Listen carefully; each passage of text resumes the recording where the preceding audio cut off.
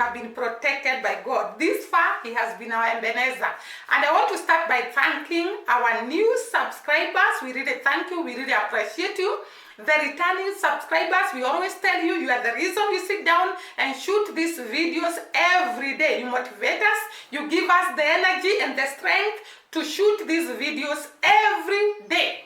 We really appreciate you and we pray for you. May the Lord bless you. May the Lord enlarge you. May the Lord protect you. May the Lord shield you together with your family. We don't take it for granted, guys. And today I'm going to talk about several things. One of the things that I want to talk about is about why Dee Mwango loves Jamaica. Jamaicans in the house, do you know Dee loves you with all her heart, with all her might, with all her everything. She really loves Jamaica.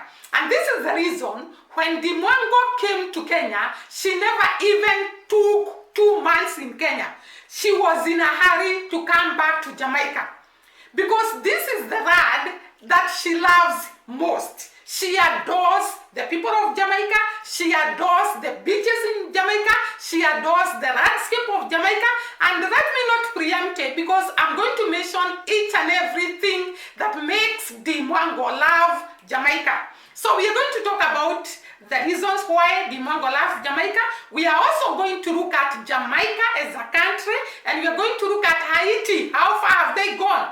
What is happening there on the ground? Because remember our African empress, African tigress is right there on the ground in Haiti to bring us content about Haitians. And therefore, let us start with Dee Mwango. The reason why Dee loves Jamaica.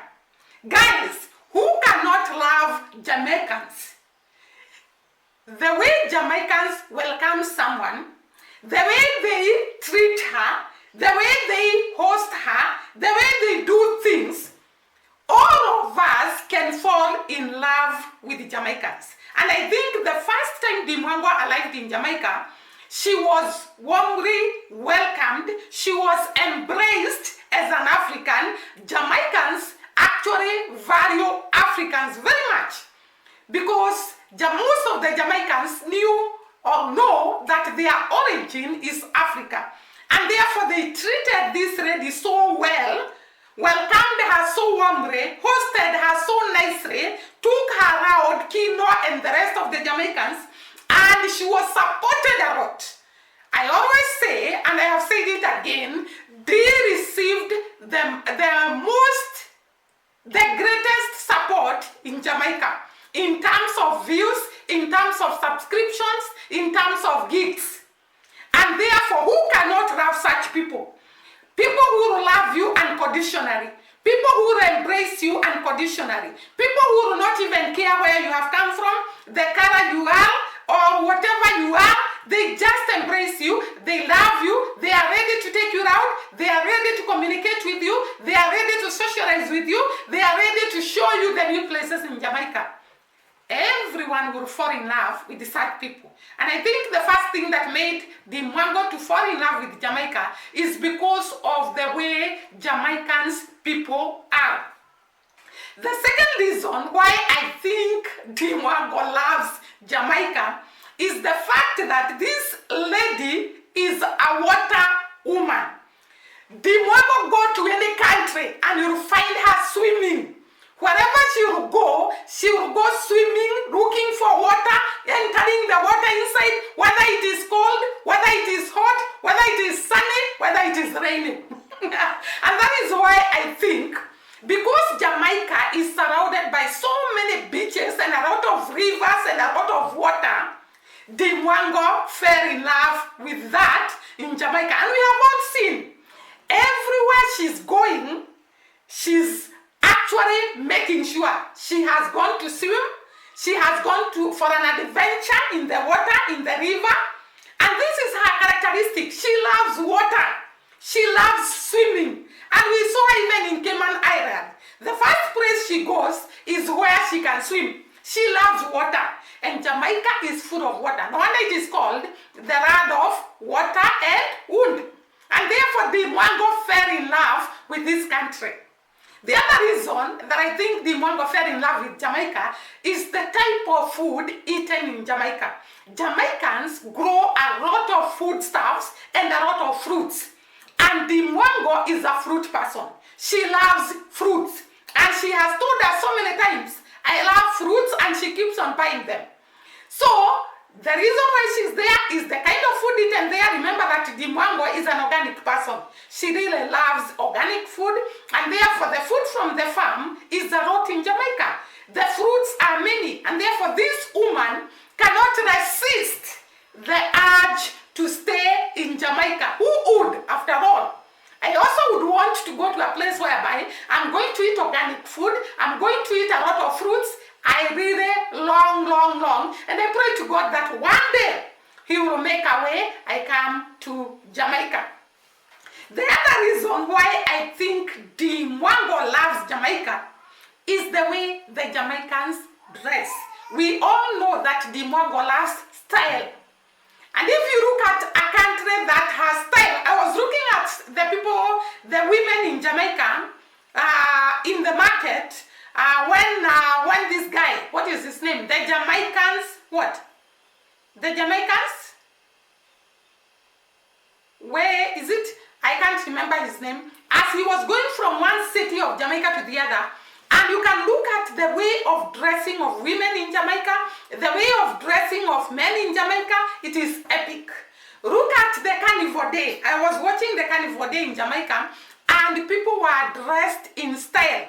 And this is what Dee Mwango actually loves. And therefore she fell in love with Jamaica because these are people she can associate herself with. She can see herself in the women in Jamaica. And no wonder we have seen her actually making a lot of friends in Jamaica. Right now she's with a woman, I can't remember her name, and she was with a woman, Esifam. And she's making friends, a lot of friendship, because she can associate with these people. She can relate with these people. She can feel at home in the midst of these people. And therefore, the style can make Dee Mwango actually love Jamaica. We have all seen how Dee Mwango has grown in terms of the body, increasing in size, and also growing. I hope I'm mentioning it well. Because the kind of food eaten in Jamaica is really actually making her to grow, making her to be big in size, and she has become very beautiful in Jamaica. And therefore, who would not want such a place? Who would not want a place where you're going to relax, you have no stress, there is a lot of food, there is warm with the people you are staying with. So every one of us would want to live in such a place. And that is why I think Dee Mwango loves Jamaica. The other reason why I think Dee Mwango loves Jamaica is the support she gets from the people of Jamaica. The people of Jamaica are very supportive in terms of views, subscriptions, and all that. And this support really makes Dee Mwango to be motivated to even go back to Jamaica and even to stay longer in Jamaica because of the support she receives from these people. And the other reason, the last reason and not least, love. The love the Jamaicans have for Dee Mwango, it is on another level. I think I had shown another video talking about the love the Jamaicans have for Dee Mwango. They can fight for her, they can stand for her, they can do anything for her. And it is understandable because Dee Mwango has actually sold Jamaica to the world. Most of us did not know Jamaica. Most of us never knew how Jamaica is. We just knew very little about Jamaica. But we have come to know a lot about Jamaica. The parishes, the oceans, the beaches, the rivers, the kind of crops they grow, the kind of people they are, the dressing, the style, the culture. A lot. We have learned a lot about Jamaica.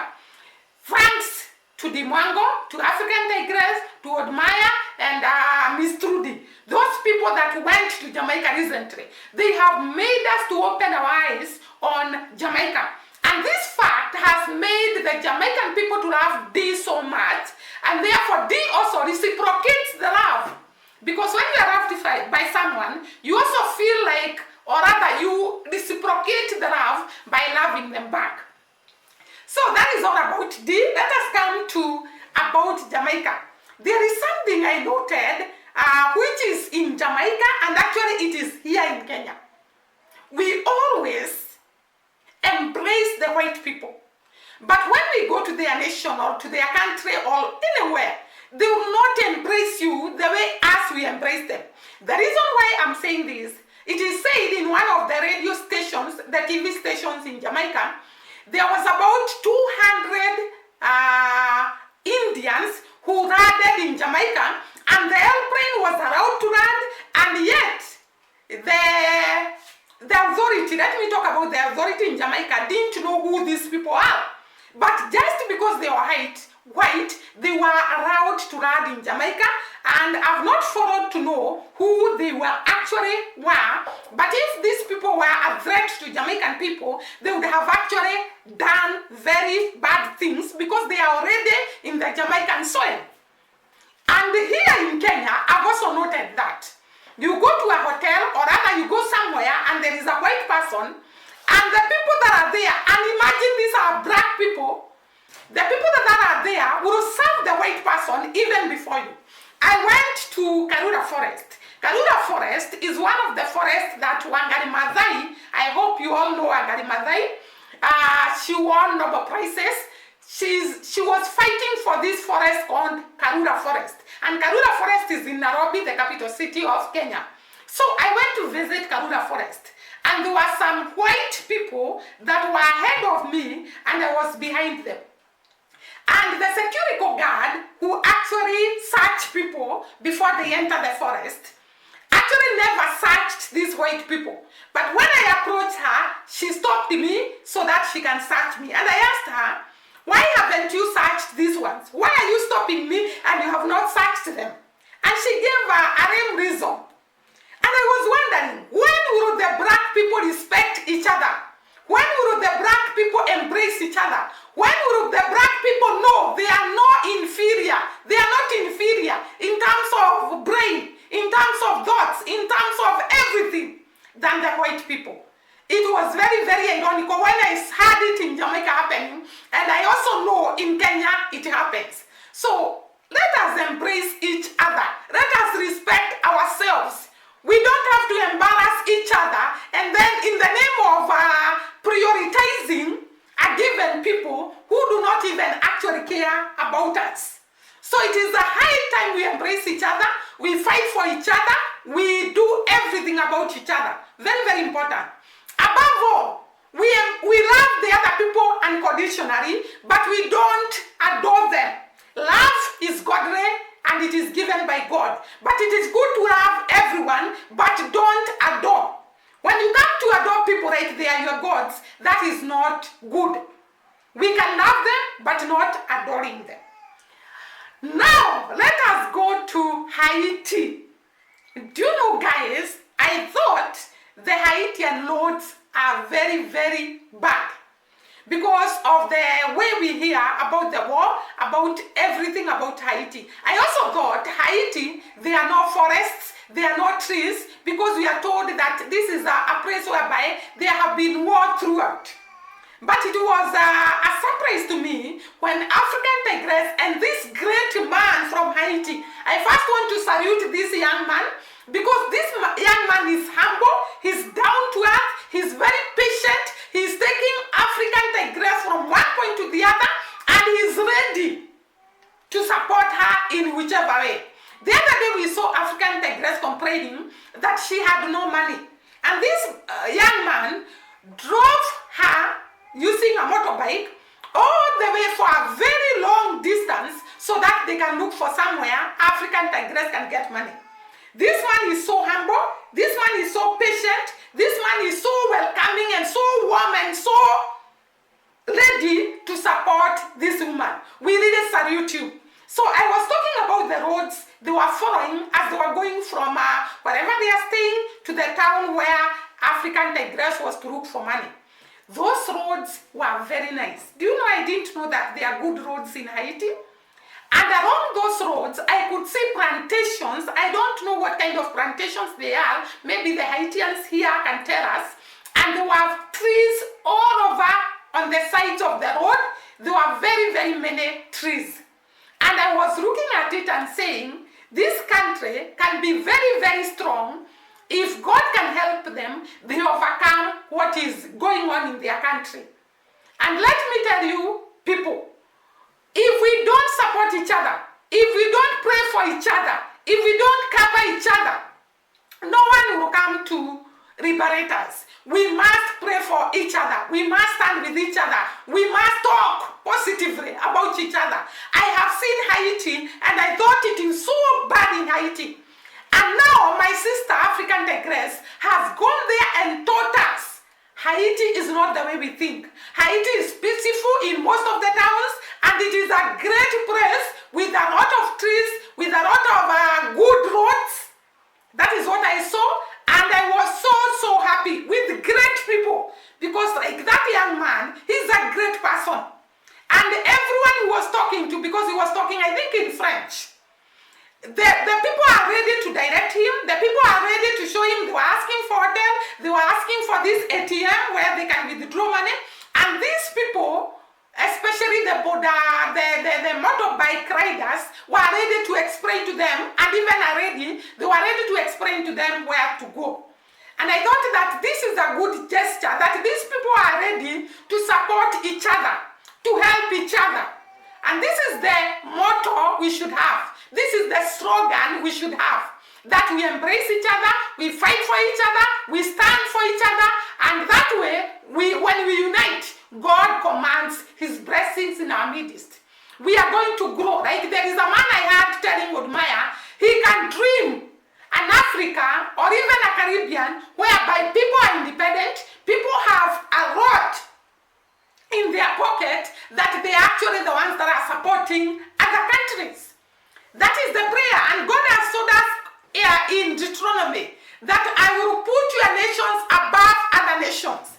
When we pray to God, God can put our nations above other nations, and we become a people to be admired, a people to be loved, a people to be appreciated by other people. But we have to love each other. We have to stand with each other. We have to embrace each other. And that way, we will be a great people, a great nation.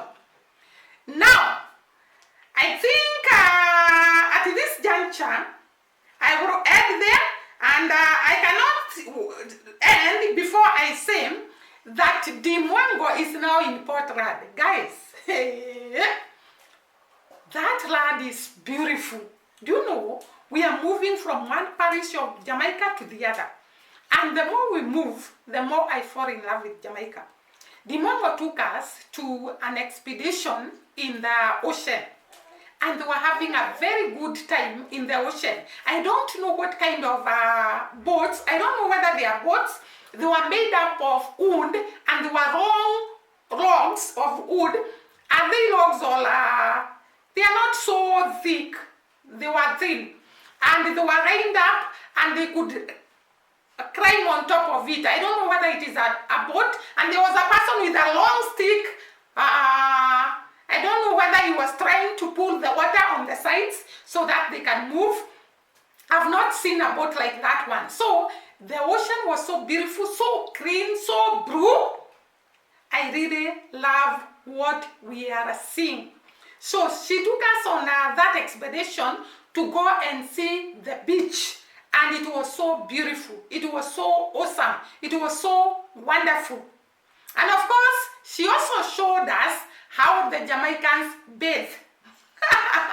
And she was, by the way, I learned that most of the Jamaicans do outdoor bathing. You know, I could see it in Kenya, especially in Nyambo Hansen, where I saw some girls bathing outside, and I was looking at it and saying, oh my God, because I've never seen it happen. But I saw some Jamaicans commenting that this is what we do. We bathe outside, we bathe in the ocean, we bathe in the rivers, and I actually saw Dee Mwango demonstrating how to bathe outside there in the ocean. And guys, I want to ask something before I wind up.